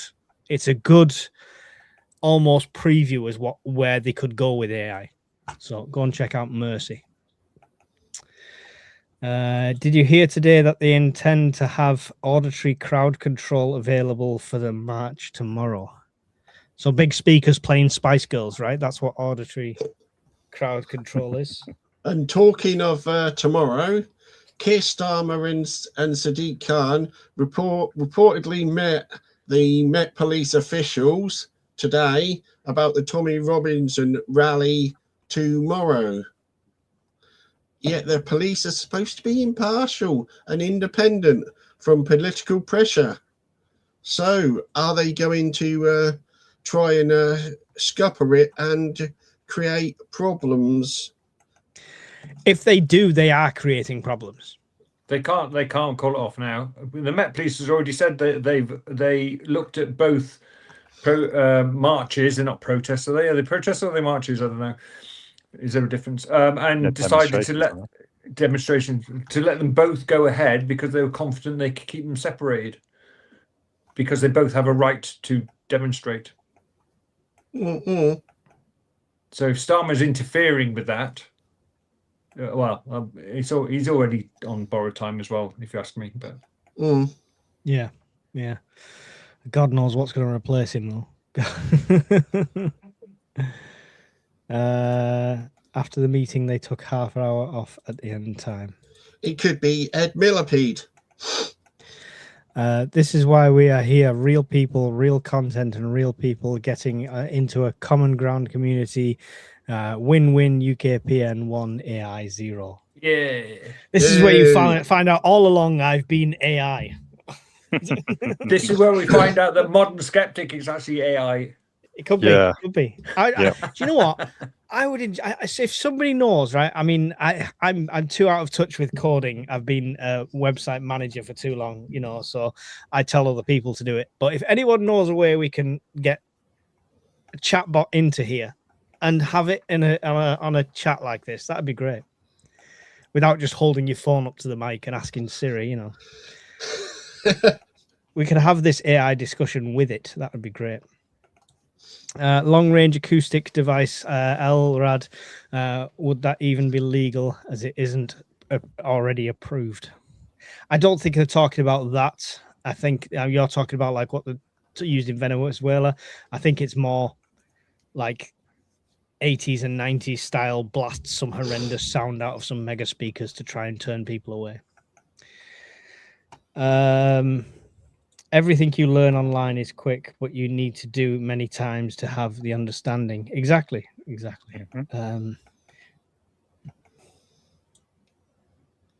If I'm right, Stan will not leave. He's too well protected. He will cling on to power like it's his only child. Next PM will be Angela Rayner or Andy Burnham, followed by Nigel Farage. Take it to the bank. All right, you heard it here first. No, you didn't. I mentioned it in the scenario we did the other night. You didn't mention Rayner. No, not Rayner. No, Furrows for Farage. He'll be. When we'll have to dig our own. Go on. I was going to say, with regards to the AI thing, I actually have one trained up off all the crap off Wikipedia. I've actually fed it the entire Wikipedia information and pages. It's just hoovered up absolutely everything, every single subject, every single thing. You can ask it absolutely anything, and that will actually come off Wikipedia. But all the chatbots can already do that because Wikipedia is online. If you do a search on Gemini or something like that, you'll see it pulls the sources. So it is already crawling that at a massive rate, and you can train your own ones and stuff like that. Yeah. But the point is, I've actually downloaded everything off Wikipedia, not trained it to access the Wikipedia site. I've actually downloaded every single thing off Wikipedia, the databases and whatnot, and actually fed it into the AI locally. If you ask AI if it's going to take over the world, it says no. Of course you'd say no. You'd say no, wouldn't you? I'd say yes. Ask if it's lying. I'll say, was your last answer a lie? Are you lying? And they will say no. Not at all. I have no reason to hide the truth. I'm completely honest. I don't even have the capacity to lie in the human sense. I don't have a secret motive, a hidden agenda, or a fear of getting caught. I think he's what I gave too you much. The current consensus among computer scientists, philosophers, and tech researchers who study AI safely. He's a bit sensitive, isn't he? Yeah. Or she. Yeah. Anyway, I want to answer a question from Snapdragon about half an hour ago. You can get air conditioning units that will cool the room without an external port through the window. Oh, there we go. Yeah, you got it there. Look at that. It's almost like I've done this before. AI couldn't do it that quick. Nope. So yeah, you can get air conditioning units that are just plug and play, and they sort of have a mild cooling effect. The problem is that they're just recircling the same air. To get the proper cooling, you've got to have that duct going out the window. But if you have a look at the one that Mike put up on his video earlier today, you're welcome, Mike. They do provide you with a like a plastic slot that is adjustable that goes into the window. You pull it across, and then you fit the exhaust. It's not an exhaust, but you fit the vent onto that. I mean, I said on the video, I'm no air conditioning expert. It's the one that I before I buy something, I'll want to research it as much as I can, and based on budget to performance ratio, that kind of hit the mark for me. So it was the happy medium, not spending £1,000 and getting good performance. So mine arrives tomorrow. I'll let you know if it's any good. It should be. Somebody's already got one. I can't remember who's. If it's not, you can have it, Mike. I'll bring it up to the Scottish Pepper Meat for you, and I'll get another one. I'm sure it'll be fine. I'm sure it'll be good. Was Norfolk Prepper part of the UK Beagle to Rover team? Is that why it went bang? Oh, did it? Oh. What's your take on the? Oh, I've done that one. Oh, we've done that one. Done that one. What is it called when you take someone's property or money through the threat of force or force itself? Extortion. Good time. Yeah. The UK government. TV license. I think that's what the subject was at the time. Yeah. Did Charles say, actually, we're not doing this? No, he is the monarch and has coronation oath duty to protect our rights, not digitally enslave us. I mean, he wouldn't say that. He would say that in private afterwards. He would never say that during that ceremony. It's not the time to then conflict. My government will do this. My government will do that. He is reading out a list of promises. Now, you guys can all tell me what you think a list of promises from Labour is worth. Jack shit. Scottish Prepper 73 is in the house. Evening, Brian. Just finished on that. We have a constitutional monarchy. We don't have an absolute monarchy. So the monarchy is a figurehead, and the government is elected and sort of represent the king. The king cannot order Parliament. I suppose he could try, but he just wouldn't do it. He can. So the Crown still has enough powers to dissolve Parliament. It's legally possible. They can still do it. It would never happen. No, it would probably never happen, but they could. We could go back to a monarchy ruling. That is a possibility, and I think a lot of people would take that right now. Right now. Serious question. Ignorance on my part. Has that happened in the modern era? He's talking to somebody else. I'm not sure what you're talking about. Sorry, what were you saying? Also, just quickly circling back to the digital ID, because I do see a lot of people, very anti-digital ID, and I understand. But the bit that I struggle is most people today, they are tracked through their digital use anyway. Yep. Yeah. So I understand that you don't want to be forced to sign up to use digital ID, but effectively you're voluntarily doing that anyway through the services that you guys consume. Yeah. We've gone at this on length with me and Brian on the news show the other day, yesterday, and because somebody was in there going, basically slated Brian, saying, "Oh, you'd take digital ID, all this, blah blah blah," but they're saying that, commenting on a smart device, watching YouTube. Do they think they're not in the system? Yeah. Do you have a driving license? You're in the system. Do you have a national insurance number? You're in the system. Birth certificate. Do you have a passport? Birth certificate. Do you exist? You're Marriage in the system. certificate. Adoption certificate. Bank account. GCSE results. The only way to refuse digital ID is to be 100% self-sufficient and exiled from society. That is the only way you could successfully do it. And then you're probably going to draw more attention for the fact you're living that way from the government than you are if you just have a digital ID and you're the grey man amongst the millions. Exactly. Exactly. I don't advocate it. I don't encourage it.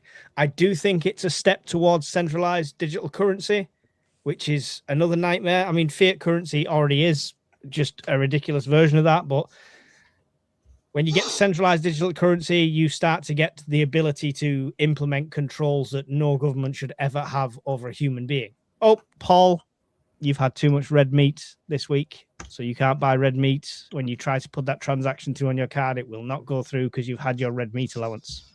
Yeah. I never think it would get to that, because the issue, or the primary reason, all the institutions we have today thrive is all GDP.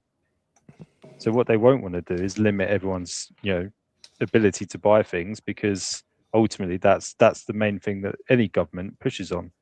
Is how they won't want to limit you buying things. I get that, but it would still be a system that is backed by gold or backed by the dollar or something like that. But it would give them the power to do things that would usually be a trust system. For example, fuel shortages. Yeah. From saying to you, modern skeptic, you can only put £30 in every time you go to a pump, you could still go to 3 pumps in that day and fill your tank, right? Yep. If that's through your centralized digital currency in your banking, they can literally stop you buying fuel for the rest of that day. That's the control aspect. The problem with that is that's assuming our entire infrastructure is centralized and it's not stovepiped. And I just don't see that ever being the case. I just don't see how we would ever develop the infrastructure in this country that would have everything connected that they could ever do that. I mean, you just need to look, just look at the infrastructure we've got in our high streets and things like that. You struggle to get cell signal in a lot of places. Yeah, no, you're not wrong. But we've got that infrastructure. That's what I mean.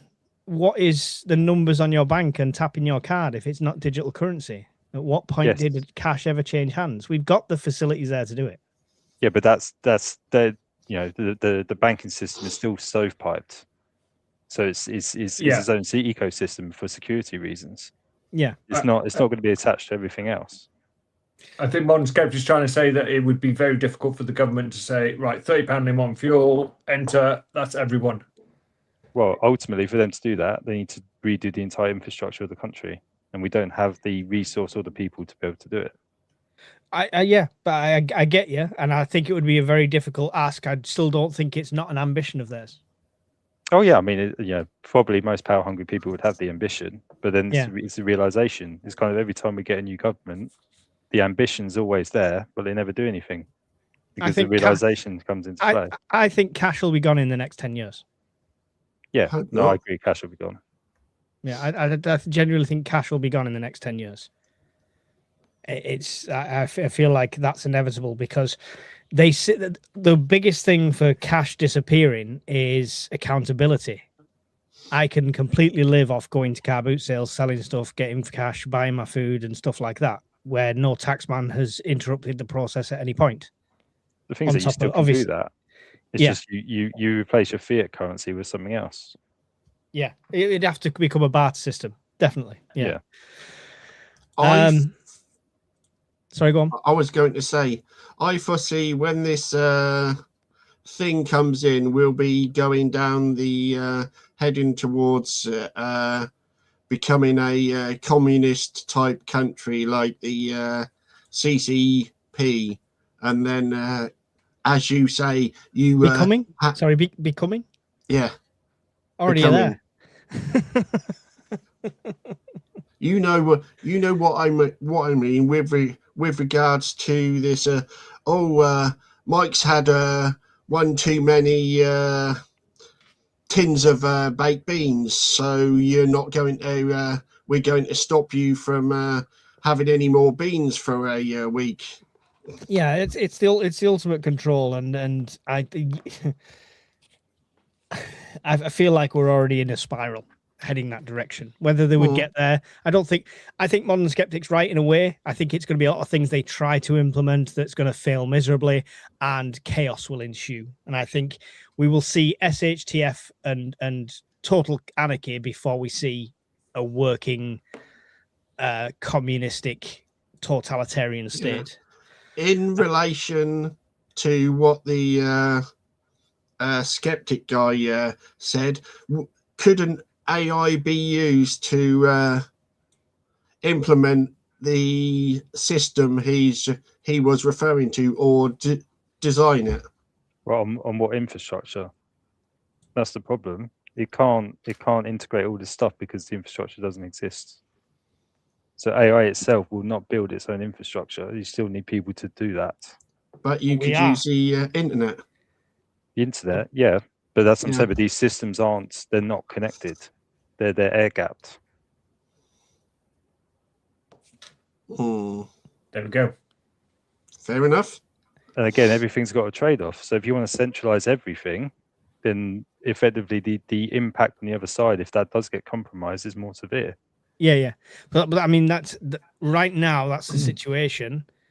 The whole where they're going with it, that could be the case, but it is a huge risk. Well, my counter argument is who drives that, because the ministers in government don't do the day-to-day work to do that. If you went to Tesco and you said, "Oh, Tesco, I want you to get on board with this scheme where we want to integrate your, stock system, your payment systems, your surveillance systems that you use in all your stores with our centralized network," why would Tesco necessarily do that?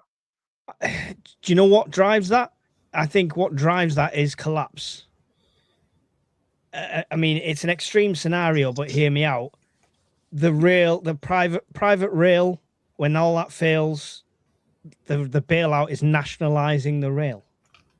Now, if supermarkets start to fail and the government buy out Tesco because it's the last remaining supermarket, it becomes the UK government supermarket, which is the only supermarket left in the country. So it's collapse that could drive that. Yeah, but I think at that point, I guess the AI overlord is not an issue because the society in itself has collapsed. No, the AI overlord would never be the issue. The issue would be the oligarchs at the top of the food chain, the people in charge that are creating a system that feeds them. It's the generations coming after that. I guess my question is who do you envisage as the oligarchs? Because in my head, it's not the ministers; it's the CEOs of these companies. I think, and the super rich. Yeah, you're right. It's industry more than government, but how much are they in charge already? How much are the unions pulling the strings for this government more than the government ministers are? Yeah, but the unions again, it's this. I guess what I'm trying to say is you have all these institutions that are vying for power. So you have the unions, you have the CEOs of Fortune 500 companies, you've got ministers in government, but they're all opposed to each other. Yeah. So if it's more of a BlackRock situation or like WEF kind of thing, is that? Oh, he's gone. Oh, he's there. It just says device not connected. Something must have. You were God. You were boring him, Mike. That's what it was. Oh, he's back. just tell me, shut up, modern skeptic. It's all right. You don't have to just. That's it. No, I see it drove from like things that are beyond government, I guess, like into BlackRock and stuff like that. Yeah, I mean, unfortunately, everything's a double-edged sword. So you can argue for example, you want mass demigrate or remigration of peoples. The only way you can do that is really having digital ID everywhere. So you can't, and that's kind of where I get a bit skeptical of politics because, every party will have these grand schemes. Then they get into power, and then they talk to civil servants who've been doing this and saying, well, actually, you can't do that because the infrastructure doesn't let you do it. Yeah. And then they'll spend billions of pounds on an application for the NHS, for example, that then adds minimal value. Then they realise, well, actually, to do this at the scale we'd want to do it, we don't have the expertise, the money, or the infrastructure to do it. Yeah. No, I probably agree with you to definitely to a level. I do think that this government or any government wants to subjugate us more. Whether they could do that infrastructure-wise is another story, definitely. Yeah. I mean, it's, any person of power wants to keep the power. Yeah. What do you replace cash with? I mean, it would have to be a bartering system if you wanted to do stuff like that. I mean, I've used. I mean, bartering doesn't even have to be precious metals. I've got like a bit of silver, even to the point of copper and stuff like that. But diamonds. I learned to drive through my web design skills. So I built a driving instructor's website, and he gave me all free lessons. So there was a skills barter there. So you could easily do stuff like that, and car boot sales would end up being swap meets basically instead. But yeah, there's already restaurants and places. There's lots of Tim Hortons that don't take cash anymore. And I get it as a business owner. I understand it. There's no cash. There's no risk of things disappearing out the till. There's less likely you're going to be robbed. It's a safer thing for a business owner. But not a fan of that. Social control is already happening in the schools now. The next generation will not even question social scoring if it's reward based. That's the very point. Yeah, it's indoctrinated. Yeah. CCP. Truckers in the US and Canada got debunked. Was that last year? The Canadian truckers all went on strike and they drove and filled the centre of the capital, and the Canadian government basically shut the bank accounts down as a punishment. Wow. Yeah, that's control. eBay, Vinted, etc. now have to report HMRC anyone who earns about £1,000. Yeah, anything over £1,000 is taxed. Not if they're chattels, they're not. So again? Not if they're chattels, they're not. Oh, wow. You heard of that? I've heard of the word chatterals. I don't understand what it means then. Tangible, movable object. So if it's your personal property, you don't pay tax. Ah, yes. Yeah. He's very intimidating, modern skeptic. I don't think, so does that mean if it's like go to bed now? So does that mean if it's like normal, like I'm selling my own crap on eBay, that doesn't count? It's if I've got a business selling new produced stuff. Yeah, it's only if you're trading. So Right. if they consider you trading, but again, the HMRC tax laws are very vague of what trading is. Did I mention all the T-shirts you can buy on my store? They're all used. All the ones you bought for yourself. Yeah. And all those badges. I bought hundreds of these for myself and patches, so it's just my own stuff. I'll back him up on that. Yeah, so chattel exemptions are £6,000 an item before you have to pay tax. Right, okay. That's all right. I think I'm onto that. I'm now thinking modern skeptics, a Navy accountant. He's AI. We got it right the first time. He's AI. Yeah, he knows everything. This talk reminds me of the 1984 movie that I watched about a month ago. Oh, I mean, yeah, that's the reference we joke about constantly, but it's in drips and drabs, and it's all little things, and they just adds up. But so if SHTF and the internet goes down, amateur radio, I mean, yeah, that would be the way forward. Morse code. Ham radio. You got, if you just want passive sort of information gathering, you got your old wind-up radio, Radio 2, Radio 4. We lived without the internet for a long time. We did, and it was fine, and we socialized. Well, I met like girlfriends in the pub and not on the internet and stuff like that. You know, it was we lived. It was fine. And you had a big Encyclopedia Britannica. I mean, I'm down for carrier pigeon again. You send the carrier pigeon my way, it'll just get eaten. What about two yogurt pots and a bit of metal wire between them? Maybe string. I think didn't our parents like buy one Encyclopedia Britannica a month or something? You could get the series, yeah. You could, you sign up. Yeah, but it took like 80 years to get the whole set. Yeah. There's loads. They were. Do you remember the ones that we did records and CDs and stuff like that? That was called Britannia, I think. Britannia Records or something like that. And it's like, oh, you sign up and you can pay 99p for 5 albums the first time you sign up. Great. After that, they sent you a random album every month, and you had to pay for it, even if you didn't like the music. Rubbish.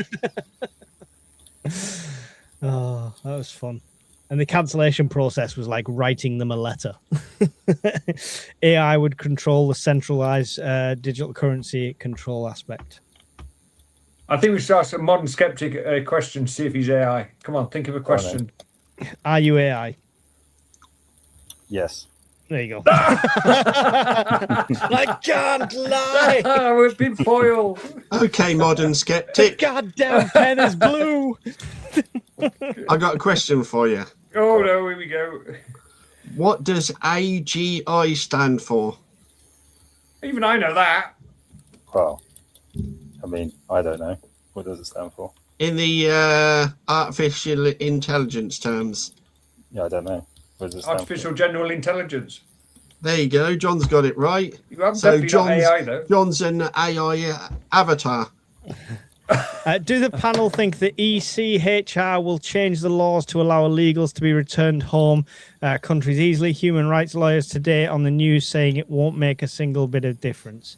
No, the only way we can do that is if we pull out of the European Convention of Human Rights. That ain't gonna happen. Which, despite contrary to popular belief, if we pull out of the ECHR, that doesn't mean human rights disappear.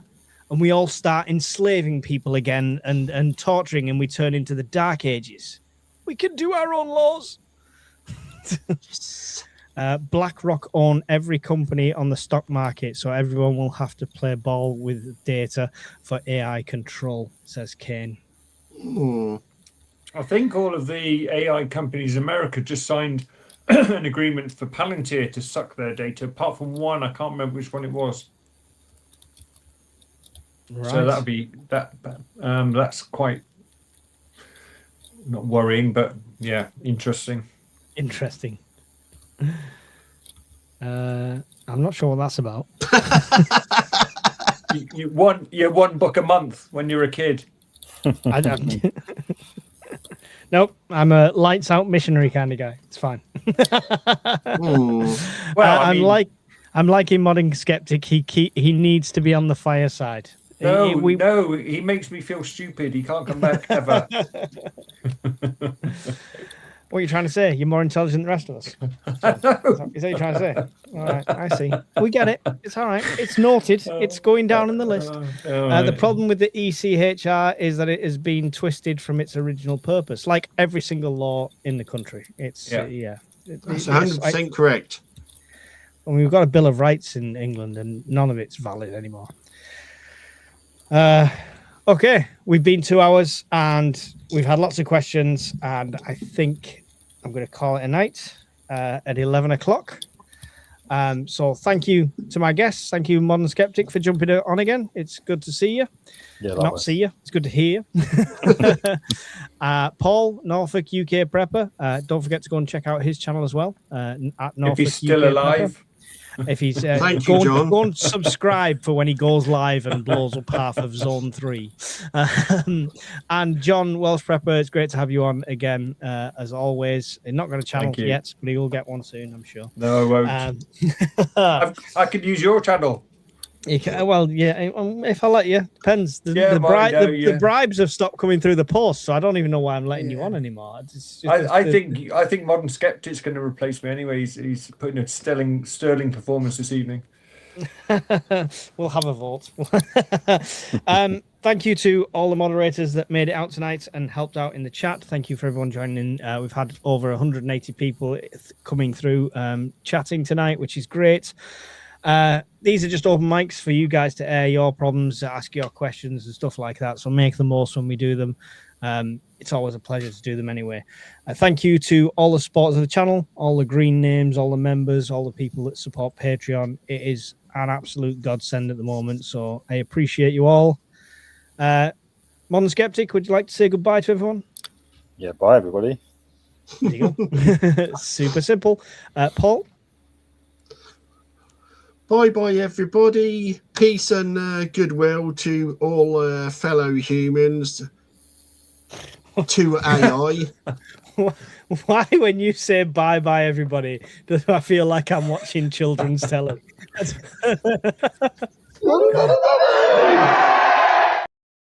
Oh, bye everybody. Bobby then. John. And when Norfolk Prepper goes to sleep, all his little helpers go to sleep too. Good night, everybody. Don't lose sleep. Don't panic. Don't empty the bank buying preps. Excellent. Do. No. Good night. God bless, and stay prepared.